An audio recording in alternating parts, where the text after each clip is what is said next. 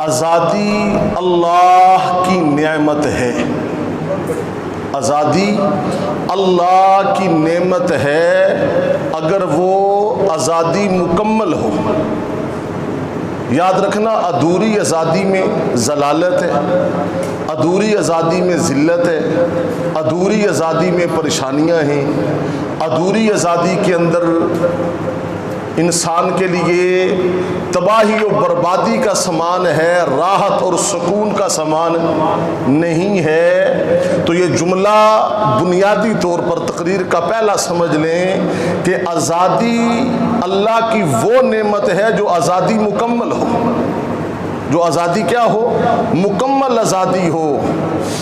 आज आप भी, कौम भी जिसने आज़ादी मना रहे हैं, जिसने आज़ादी बना रहे हैं, ये जिसने आज़ादी किस लिए है? अगर हम कायद आज़म मोहम्मद अली जना रहमतुल्लाह अलैह के फरमूदात को पढ़ें तो वल्लाह इस आज़ादी के लिए उन्होंने वतन हासिल नहीं किया था। माजरत चाहूँगा, मैं एक तारीख़ का अदना सा तालिब इल्म हूँ और उस हैसियत से बात कर रहा हूँ। 25 लाख लोगों ने कुर्बानी दी, 25 लाख लोगों की कुर्बानी है। अगर वो कुर्बानी इस आज़ादी के लिए थी तो नहीं, ये आज़ादी हमें नहीं चाहिए। वो आज़ादी कौन सी थी?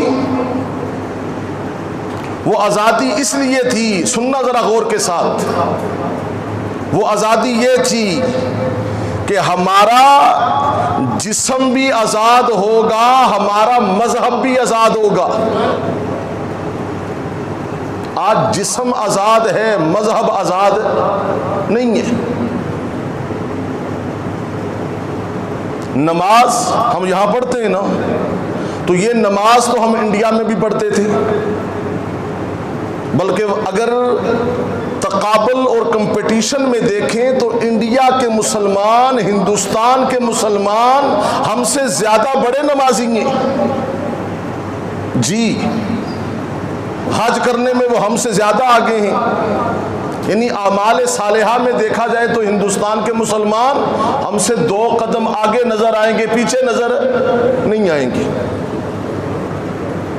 ये मुल्क इसलिए हासिल किया था, आज़ादी का नारा इसलिए लगाया था, बुनियाद क्या थी?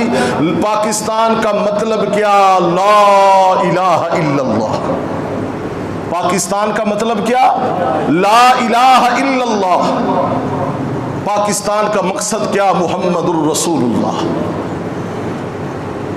बुनियाद तो ये थी कि पाकिस्तान के अंदर ला इलाहा इल्लल्लाह का कानून होगा। तो अब मेरी बात पे ज़रा गौर करना। शेखुल हदीस व तफसीर मुफ्ती आज़म मुफ्ती महमूद रहमतुल्लाह अलैह ने फरमाया था कि मैं आज़ादी के खत व खाल देख कर ये बड़े अफसोस से कहता हूँ कि जिस्म आज़ाद हुआ है, जहन आज भी गुलाम है। जिस्म आज़ाद हुआ है, जहन आज भी क्या है? गुलाम है।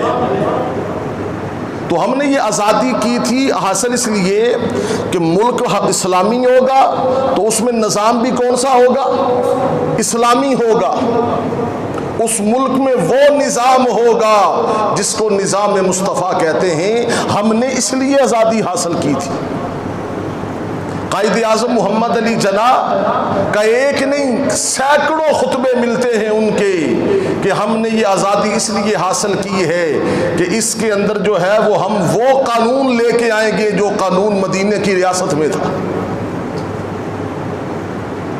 जो कानून मदीने की रियासत में था। और खिलाफत राशिदा की कायद आज़म मोहम्मद अली जना ने मिसालें दी।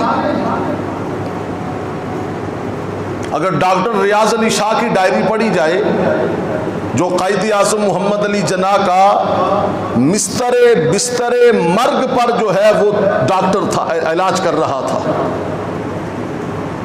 वो लिखते हैं अपनी डायरी में कि क़ायद आज़म मोहम्मद अली जिन्ना ने मुझसे कहा कि मुझे बड़ा इत्मीनान मिलता है, सुकून मिलता है, एक मेरा दिल पुरसुकून हो जाता है कि पाकिस्तान मार्ज़े वजूद में आ चुका है।